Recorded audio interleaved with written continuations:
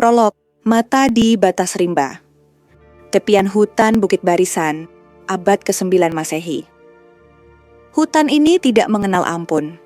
Ia tidak peduli pada doa-doa manusia, atau pada keberanian para ksatria yang mengenakan baju zirah besi. Di sini, di bawah kanopi raksasa yang menelan cahaya matahari, bahkan di siang hari bolong, hanya ada satu hukum: memangsa atau dimangsa. Malam itu, hujan turun menderas, mengubah lantai hutan menjadi bubur lumpur yang dingin. Seorang pengintai dari suku Hulu, pria dengan tubuh penuh tato dan parang tajam di pinggang, merayap di antara akar-akar beringin. Napasnya tertahan, matanya nyalang menembus kegelapan yang pekat. Tugasnya sederhana, temukan celah di pertahanan pemukiman baru di tepi Sungai Lero. Pemukiman yang dipimpin oleh orang sakti bernama Tuan Makdum. Si pengintai tahu dia sudah dekat. Dia bisa mencium bau asap perapian yang samar di tengah bau tanah basah. Namun dia juga mencium bau lain. Sesuatu yang muski, liar, dan terlalu dekat. Dia berhenti, telinganya yang terlatih menangkap suara yang salah. Bukan suara ranting patah, melainkan suara ketiadaan. Hutan di sekelilingnya mendadak sunyi. Jangkrik berhenti mengerik. Burung malam berhenti berseru. Seolah-olah rimba raya ini sedang menahan napasnya, memberi hormat pada pemangsa yang lebih besar yang sedang lewat. Bulu kuduk si pengintai meremang. Dia adalah pemburu terbaik di sukunya, tapi malam ini dia tahu posisinya telah berbalik. Dia adalah buruan. Dengan jantung berdegup kencang, dia memutar tubuhnya pelan-pelan, parang terhunus. Dia menatap ke dalam kegelapan di antara dua pohon damar raksasa.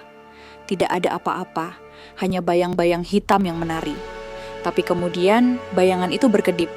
Sepasang mata, kuning menyala, dingin dan purba melayang setinggi dada manusia. Itu bukan mata harimau biasa. Tatapan itu memiliki kecerdasan yang mengerikan.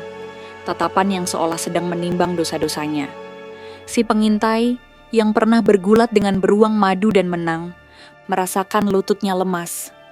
Dia ingat bisik-bisik ketakutan di antara para pedagang sungai tentang penjaga hitam di lembah Lero. Sosok yang bukan manusia, bukan pula binatang, melainkan mimpi buruk yang berjalan di antara keduanya. Dia ingin berteriak, memperingatkan sukunya yang menunggu di hulu. Tapi suaranya tercekat di tenggorokan saat bayangan itu melangkah maju, memisahkan diri dari kegelapan. Bentuknya seperti manusia, tegap dan berotot, tapi gerakannya cair seperti asap.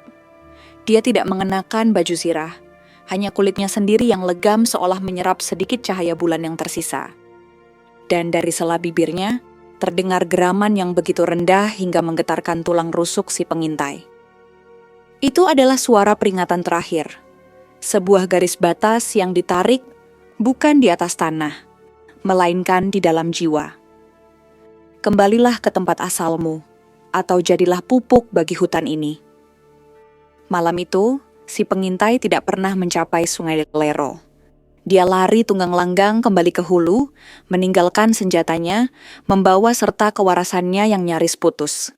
Dan sejak malam itu, sebuah legenda baru mulai dibisikkan di sekitar api unggun di seluruh penjuru Sumatera Selatan. Legenda tentang hutan yang memiliki mata. Legenda tentang batu cadas yang memiliki taring. Legenda tentang seorang penjaga yang telah menukar jiwanya demi menjadi bayangan abadi bagi tanah yang dicintainya. Ini adalah kisahnya, jauh sebelum ia disembah sebagai nenek puyang.